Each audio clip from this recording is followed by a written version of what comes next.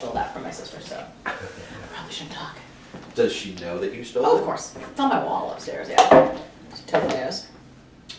My father and my uncle dispute ever since they were little kids. They have a Rudolph that they hang on the tree that my dad has claimed is always his. Mm-hmm. And every couple of years, my uncle comes and tries to steal it. That's cute. Yep.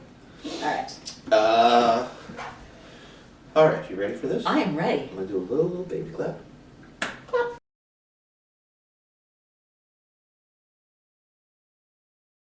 I don't know why the little baby clap just makes me laugh so much. Hello everyone, welcome once again at Academy. I'm Daryl. I'm Laura. And we are here to talk about Daryl's Top 20, number 12. This one is kind of a representational one for me, but it is The Two Towers, The Lord of the Rings, The Two Towers. And like I said, this is representational for pretty much the trilogy for me, although this is my favorite of the three movies, which is why I chose this one. So, Lord of the Rings is directed by Peter Jackson, screenplay by Fran Welsh, Philip Boyens, Stephen Sinclair, and Jackson. Based, of course, on 1954's The Two Towers, the second volume of the Lord of the Rings trilogy by George Reginald Robert Tolkien, something like that, George R. R. Tolkien. Stars Elijah Wood, Ian McKellen, Liv Tyler, Viggo Mortensen, Sean Astin, Kate Blanchett, John Rhys Davies, Bernard Hill, Christopher Lee, Billy Boyd, Dominic Monaghan, Orlando Bloom, Hugo Weaving, Miranda Otto, David Wenham, Brad Dourif, Carl Urban, and Andy Serkis in a classic role that they now do Academy Awards for. Oh, do they? I believe so, or wow. they're talking about having them put out based basically on Andy Serkis' performance over the years. Because this was a one of a kind. Yeah. Or first of its kind, rather. A couple just facts about it. It made $99.4 million from 25 countries during its opening weekend. So around worldwide, almost $100 million when it came out, and so this was again back in the 90s, so our 2001, I think. Sorry about that. Making it the highest international opening weekend ever of all time, was beat by one of the Marvel movies. The combined total opening weekend gross increased to $189.9 million, making it the highest worldwide opening weekend of all time. It was nominated for Best Picture, Best Art Direction, Best Film Editing, Best Sound Editing, Best Visual Effects, and it won for Visual Effects and Sound Editing. Okay, why do I love this? This is, for me, this trilogy is absolutely comfort food. Mm-hmm. I can put this on and I will watch the 4-hour versions of each of them. Okay. It's a Sunday. Like, I will put it on when I wake up and I will go as far as I can through, all the way through. These are just comfort. I remember seeing this for the first time by myself, living in Seattle. I went by myself and was so nervous. There have been adaptations of this before. Ralph Bakshi had done one, an animated one with like glass etching, which was great. There was. Can I interrupt for a second? So you're saying you were a book lover before the movies came out? Okay, all right. And I was very, very nervous about it because of the adaptation. Like, there were a couple animated versions as well. They did The Hobbit, and then they did one of the others by an animation company in the 80s, and they were fine, but they were very cartoonish. Ralph Bakshi's was not cartoonish and was really cool, but again, was animated. So doing a live action version, I was very nervous about how they were going to handle that. And I was so incredibly impressed and surprised after watching the first. You could tell that these films were 100% done with genuine love, care, and affection. And also, they had budgets, which helps in this kind of movie. Yes. Like, they basically, after they were told, it was originally going to be, they were going to do just 2 films, get it all in, and then he started to film and was like, now we got to make it 3. New Line was the one that put it out, and they were like, absolutely, we're betting on this to be a success, so do what you need to do. And it works. I picked the second one because, to me, in particular in trilogies, the second film is usually the better film. The first one sets everything up, you get the characters, you get the plot, you get things moving forward, but it's a lot of like world building and groundwork. The second one in a trilogy is usually where things kind of shine and they can just be, and then the third one has to bring everything to a conclusion. So in general, I like the second films better because they're just more enjoyable. You can kind of live and breathe in the world, so I like those. Think like Empire Strikes Back. Yeah. The scope of this is truly majestic. These are beautiful films to watch. They have a lot of the things that we both like, very big moments and then very small and intimate moments. And they handle both of them with care and ease, and sometimes they're like right on top of each other. You have this big moment and then it cuts down to a very small moment.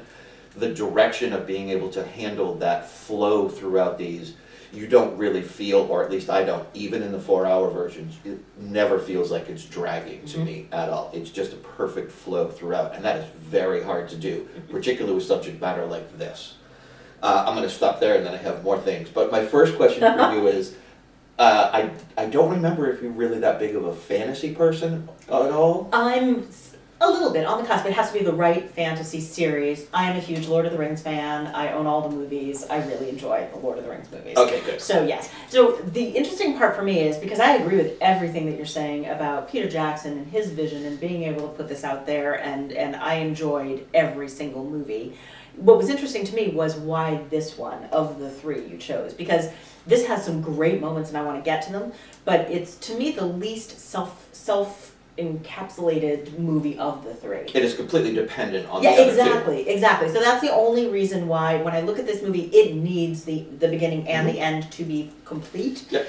That's the only reason why I might have chosen the first or the second or the third movies, but I do love them all. I no doubt why you chose this one. The third one, I think, is a superior film. It won for Best Picture that particular year, and I do believe that it deserved it. I think it is a superior film. But the second one, again, you're just living and breathing in the world, and I really like that. Yeah. So that's why I choose the second one. Is that it's the one that I get to have the most comfort and enjoyment from. I love the battle scenes in the third one. The moment in the third one when they've won, and Aragorn gets crowned and they pan to the crowd and everybody's bowing down to him, and then the hobbits bow down. It makes me tear up every time when he's like, you bow to no one else. That's the best moment. Yeah. I've heard that before. That is fucking phenomenal. That's the best line. But this one again is the one that I can just kind of live and breathe with, have the most fun with. One of the things, and this was early on in the doing of this, is the mix of practical effects, CGI effects, the camera tricks that he was able to do to have, people of very small stature and people of very large stature. And I don't know if you've ever seen any of the behind the scenes. I've seen some of them, yeah. The ability for him to have the eye to be able to frame perspective that he had to do, was phenomenal. And I know he did a lot of camera tests to get it right, but even just to have the concept and idea of how am I going to be able to do this. Right. So they had like 4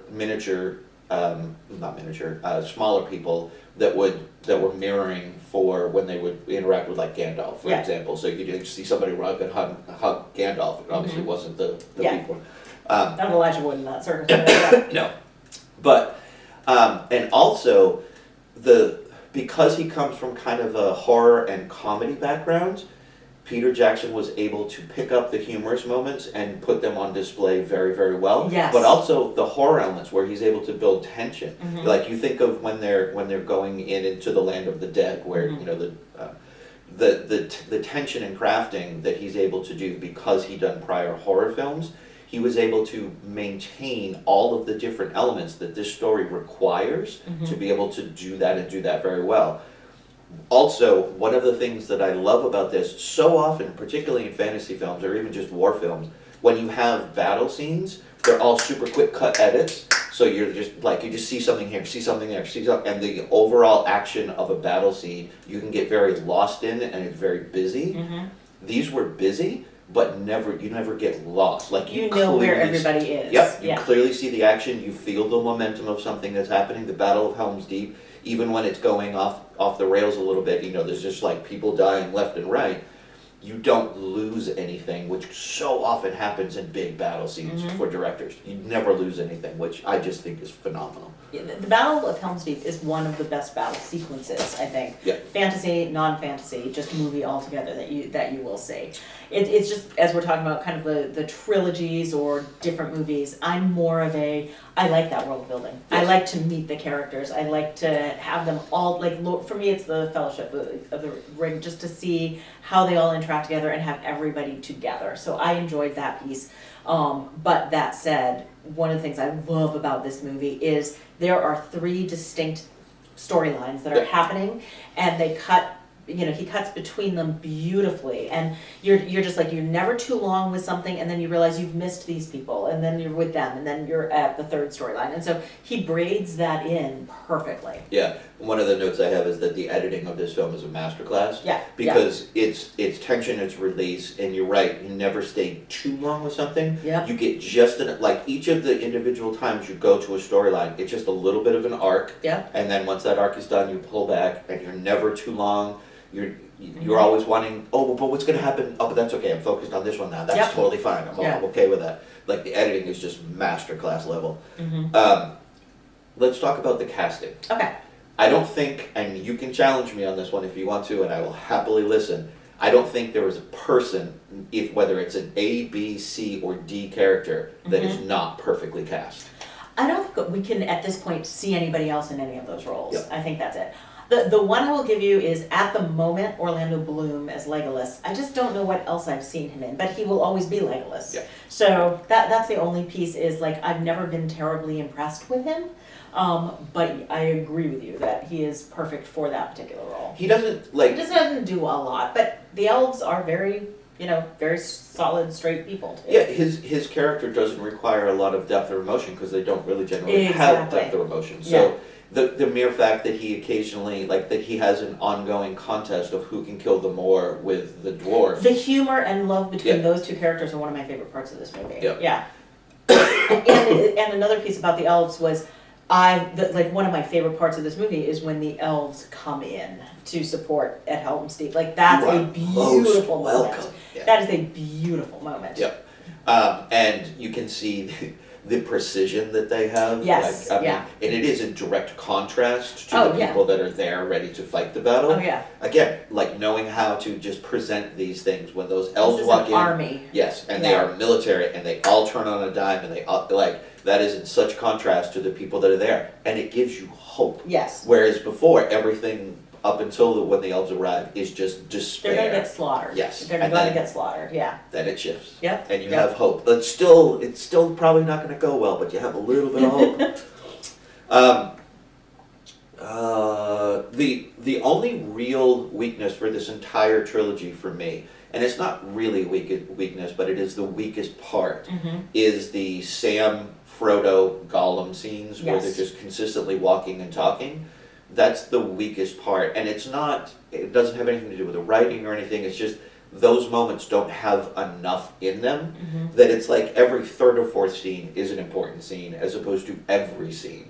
You're just seeing a lot of Frodo looking dreamy and spacey and ill, and just overcome by the ring and what it is doing to him and drawing out from him. And I just there's a lot of that. There's also a lot of Gollum, and Gollum, as technically impressive as it is, I don't love that character. And no one's supposed to love that character, but I don't love the time I'm spending with that character. So it's a lot of him. Kevin Smith has one of my favorite quotes when people ask him if he likes The Lord of the Rings, and he's like, Peter Jackson was an amazing director, he did a phenomenal job, but no, I don't like The Lord of the Rings. It's just a lot of walking and talking, which is not untrue. I think of this, there are 3 storylines. One of them, the one that ends up with Helm's Deep, that is fascinating, interesting, every moment is important. And then you've got Merry and Pippin walking with the trees. That ends up being important, but a lot of walking and talking. And then you've got the walking and talking with Sam and Frodo that never really gets to be important. What it does is it sets up for the importance in the 3rd movie. Yeah. It does. The Merry and Pippin walking with Treebeard does have one of my favorite lines, though. What is it? When they're walking, and he's like, "No, you need to go this way, because the further away the closer we are to harm, the less danger we're in." And Treebeard just turns and looks at him like, "Well, that doesn't make any sense to me. But then again, you are very small," which makes me crack up every time. It's very sweet. Treebeard was very, very sweet.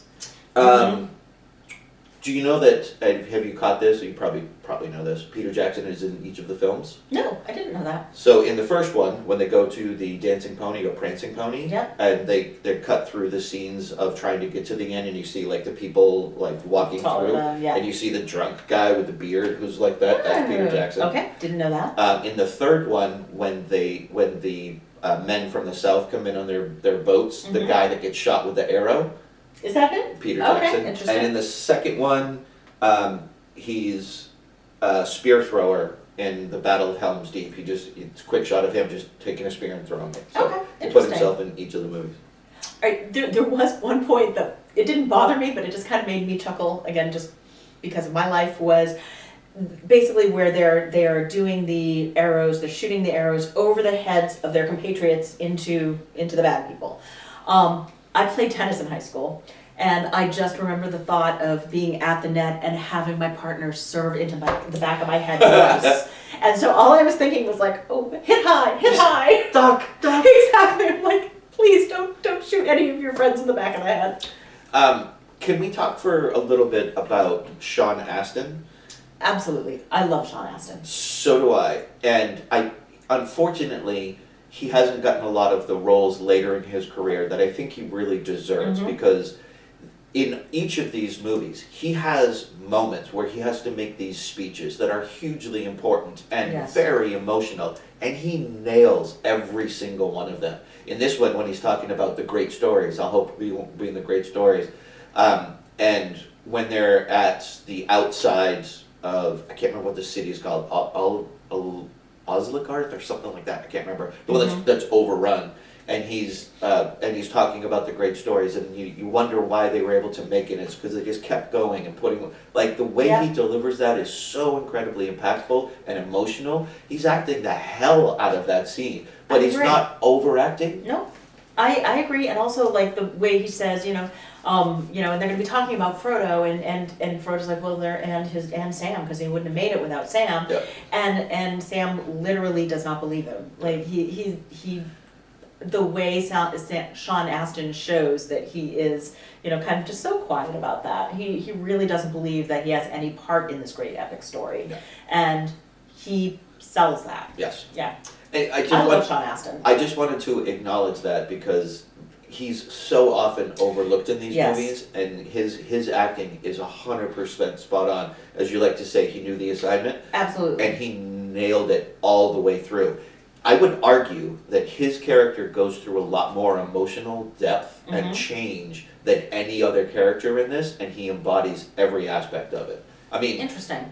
Yeah. It's an argument that I would make. I'm not saying it's 100% true, but like, you just watch the different things that he does in comparison to the others. Like, Aragorn is great, but he's just like, he's the hero. Yeah, and he doesn't have to act a lot. Yeah.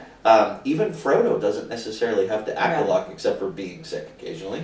Like, you watch the individual people in there, and Sean Astin's character, Sam, goes through more emotions than anybody else. I really like Elijah Wood, and I think he is the weakest link in this movie, unfortunately. And I think it's because of the character and what he has to do.